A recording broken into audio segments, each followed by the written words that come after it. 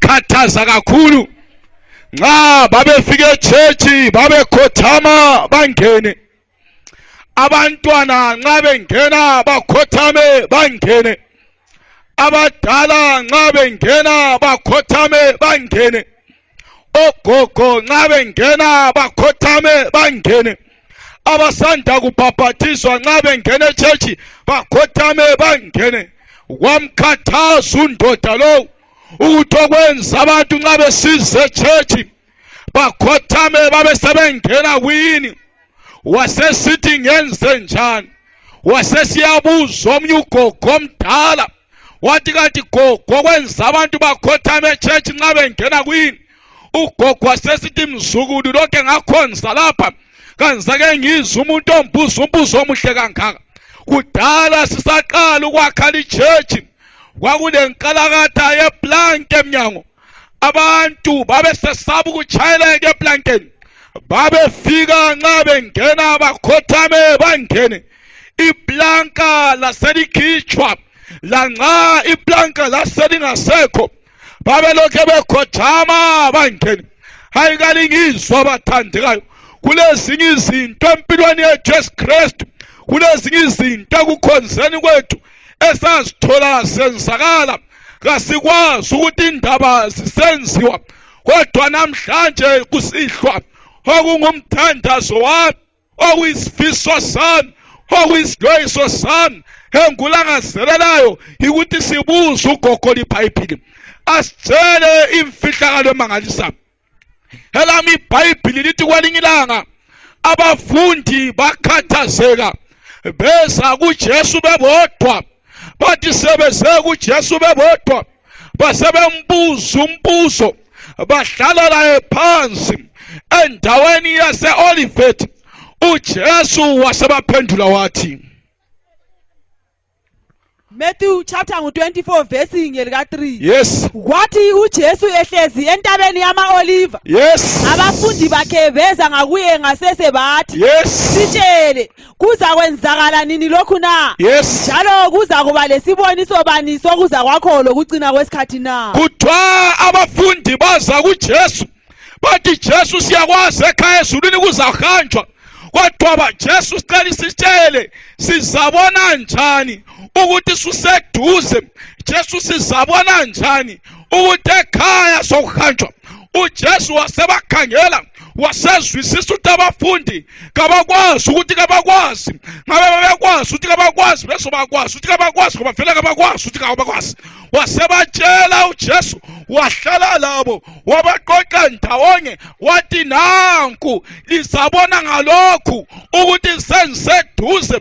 Abesesithi uJesu kuvesi ngelika 11, kuza kuvela abaprofeti abanengi abazakhohlisa abantu abanengi. uJesu uthi ngingakabuyi kuza kuvela abaprofeti abanengi abazakukhohlisa abantu abanengi. Uthi before I come, nansi isibonakaliso sokuthi sengisemnyango ngingakezi. Kuza kuvela abaprofeti abanengi badukhise abantu abanengi babalandele. Ibisisithi nxa usehla levesi Verse ngelika 24. yes, Ngoba oKristu bamanga labaprofeti bamanga bazavela benze imimangaliso emikhulu ukukhohlisa kanye labakhethiweyo aluba lokhu kungenzeka. uthi zwanini ngingakabuyi kuza kuvela oKristu bamanga labaprofeti bamanga bakhohlise abantu abanengi. Kule ndaba engikhathazileyo ithi bazakwenza imisebenzi emimangaliso emkhulu. iBhayibhili kalizange lithi umprofeti wamanga wehlulwa ikwenza isimanga. Lithi bazakubuya abasoze benze ezincane izimanga, bazakwenza izimanga ezinkulu. Abathanda izimanga balandele. Into enzwisa ubuhlungu kuthiwa kusahlubuka ngitsho nabakhethiweyo abantu balandela izimanga. uJesu uthi ngingakabuyi abantu abanengi bazakulandela izimanga zabaprofeti. uJesu uthi ngingakabuyi abaprofeti bazakwenza izimanga ezinkulu, bazakwanisa ukuthi iziphofu zibone, abantu abanengi babalandeli abaprofeti basakwenza isibanga esinkulu basenelisa ukuthi omama bazala inyanga zingakhonanga abanengi babalandeli abaprofeti basakwenza isibanga esinkulu basavuthela abantu bawele khatshana abanengi babalandeli iBhayibheli lithi bhekani ngilitshelile ngaphambilini kungakafiki abesesithi yena nxa esehla ngevesi zwanini sengihle ngalitshela amandulo kwesikhathi uthi zwanini sengilitshelile kungakafiki bathandekayo uJesu lothando uJesu lomusa indaba leyi wayikhuluma kudala wasesithi ngilitshelile abantu bemakhandeni kungakafiki nxa abaprofeti besiba banengi abamanga hayi kungalethusi zwanini ngilitshelile kungakafiki Jesu kawukwazi uthi kawukwazi ngabe ubukwazi uthi kawukwazi ubuzobakwazi uthi kawukwazi fisa izulu likukhangisele namhlanje 1 John chapter 4 verse 1 nanti lizwi bazalwane abathandekayo lingaze labakholwa omoya bonke kodwa bahloleni omoya ukuba libone langabe bavela kuNkulunkulu bazalwane abathandekayo nguJesu okhuluma la amazwi bazalwane bemakhandeni zakamisi zemakhandeni lingakholwa omoya bonke phela laba madlozi kuthiwa balemimoya lingakholwa omoya njani bonke kodwa bahloleni likhangele ingabe bavela kuNkulunkulu isizathu sebebandenga abaprofeti bamanga sebephumela emhlabeni bathandekayo lingakholwa wonke omoya lingakholwa bonke abantu abangena emoyeni kwelinye ilanga ngavakatshela kwenye indawo ngizose ngikhulume umprofeti wabe ngena emoyeni 1 2 3 4 5 different evale muva how can you play for timpara without shooters hayi bathandekayo lingakholwa moya bonke bahloleni banenga abaprofeti asebephumela emhlabeni kawukwazi uthi kawukwazi ngabe ubukwazi ukuthi kawukwazi ubuzobakwazi uthi kawukwazi ngoba vele kawukwazi ukuthi kawukwazi beware of false prophets umbuzo ongikhathazayo emfisa uJesu asiphendule namhlanje ngokuthi uNkulunkulu sabasebenzisa nabaprofeti manje ngitshela elinye imfihlakalo engayaziyo uSathane intshumayelo le ebengayifuni imdisturbile kakhulu kodwa praise God ngifikile ngesikhathi praise God ngisaliveza iqiniso Jeremiah chapter 14 verse 14 Bible lithini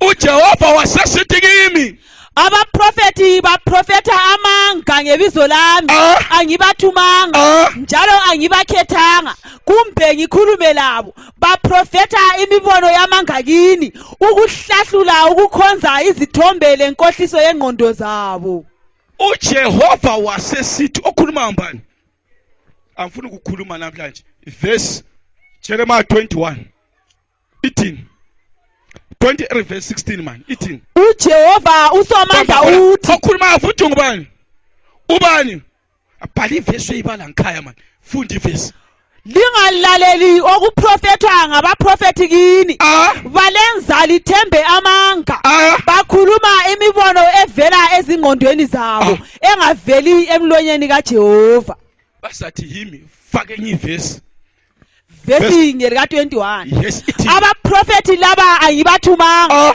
kodwa bagijima lemibiko yabo kangizange ngikhulume labo kodwa sebeprofetile hayi kabazwanga verse 25 ithini ngikuzwile okuchiwo ngabaprofeti abaprofeta amanga ngebizo lami bathi ngiphuphile uthi ngizwile ngumlimi lo awukwazi uthi kawukwazi ngabe ubukwazi uthi kawukwazi ubuzobakwazi uthi kawukwazi ngoba vele kawukwazi uthi kawukwazi ithi ngizwile abaprofeti abakuchosi sonke yini abaprofeta amanga ngebizo lami umlimi lo bathi amayindarota awundarota ngiphuphile nginjani bathandekayo hayi kawukwazi uthi funda ivesi bazathi ngokwangikhaya funda ivesi verse 26 ithini kwaze kube nini lokhu kuqhubeka ezinhliziyweni zabaprofeti abalamanga na verse 27 bacabanga ukuthi amaphupho abawatshelanayo azakwenza abantu bami bakhohlwe ibizo lami njengabokhokho babo abakhohlwa ibizo lami ngenxa yokukhonza uBhali kabazwanga funda verse 30 ithini ngakho kutsho uJehova ushubani bathandekayo uthini ngimelana labaprofeti abantshontsha kwabanye amazwi okuthiwa avela kimi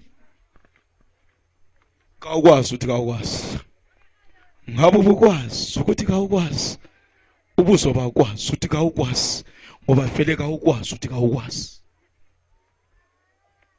mina sengiconfused phela kulabantu lapha ababegula bayakuba prophet basila phela mina sengiconfused kulabantu ababengela nzalo basiswa ngabaprofeti balabantwana phela mina sengiconfused kulabanye abantu amabhizinesi atengahambi baprofeti wahamba kanti uJehova nxa esithi abaprofeti kampathuma nguthini kanye mzwisisi uJehova hayi ngiconfused bathandekayo kanye mzwisisi bakhona abantu abasiswa ngabaprofeti kanti uJehova uthini nxa uJehova engabathunywa ngabathunywa mbani Bible la ufuna namhlanje uJesu akhuluma Debhali ivesi uyebala ngikhaya man Revelations chapter 16 Revelations chapter 16 verse 18 ithini ngabuya ngabona imimoya emibi emithathu eyayifanana lamaqoqo yes yaphuma emlonyeni womgobho yes lasemlonyeni wesilo yes kanye lasemlonyeni womprofeti wamanga papa khona uthi ngabona imimoya emgaki bathandekayo efanana lamani waphuma emlonyeni ukabani womgobho kathi umgobho ngubani hayi angifuni isikhulume ngifuna iBhayibheli ikhulume Revelations 12 verse 9 umgobho omkhulu waphosela phansi yes inyoka leya endala ethiwa ngomubi loba uSathane oduhisa umhlaba wonke waphosela emhlabeni kanye lezingilosi zakhe uthi ngasembona imimoya emithathu engabangane imimoya yangikhona yayifanana lamaqoqo waphuma emlonyeni kaSathane umoya ofananayo umoya waphuma esilweni umoya waphuma emprofetini imoya yani iyenzani Revelation 16 verse 14 yimimoya yamadimoni eyenza izibonakaliso ezimangalisayo njalo iyahamba iye emakhosini womhlaba wonke kuthiwa yona imimoya yamani iyenza ini lani kawukwazi uthi kawukwazi ngabe ubukwazi uthi kawukwazi ubuzoba kwazi uthi kawukwazi ngoba vele kawukwazi uthi kawukwazi sisongeni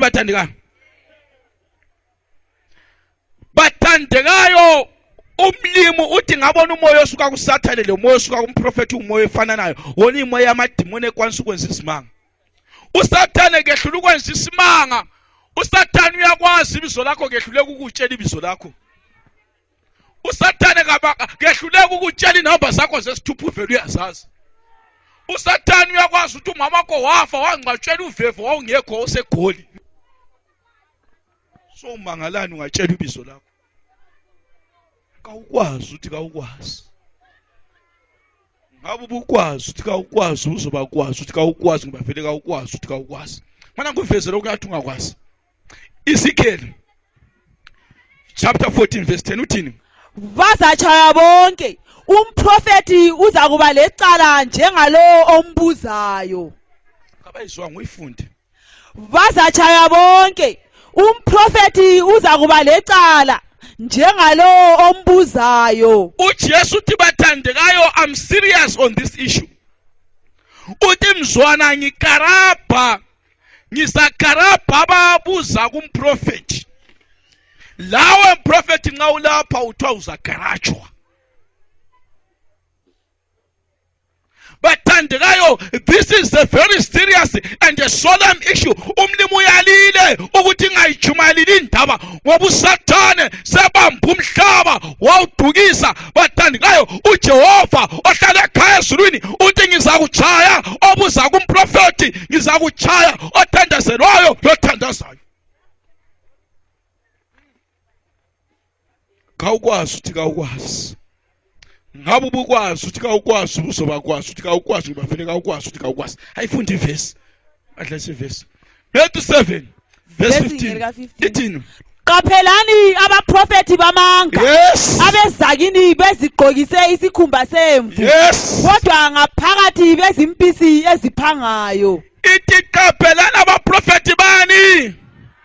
Abezakini bembatha isikhumba sani. Imvingu bani? uJohane utebona uJesu uthi bheka nathi uhle isizwe sonke. Babuya ngegama lika Jesu kodwa ngaphakathi bazimpisi eziphangayo. Abesesithi nxa esehla uthi lizakubazi ngezithelo zabo, lizabazi ngemsebenzi yabo. Bangaki bathandekayo asebalahlekelwa imali ngabaprofeti bamanga. Bangaki bathandekayo asebachithelwa imizi ngabaprofeti bamanga. Bangaki abangakhulumisani nesihlobo ngabaprofeti bamanga. Bangaki abangasela sifuyo ngabaprofeti bamanga. iBhayibhili lithi lizabazi ngezithelo zabo. Ngiyakhumbula ngisatshumayela emweni ezingane kukhona omnye umprofeti wabiza amankazana esigabeni wonke 14 years kusiya phezulu wathi umoya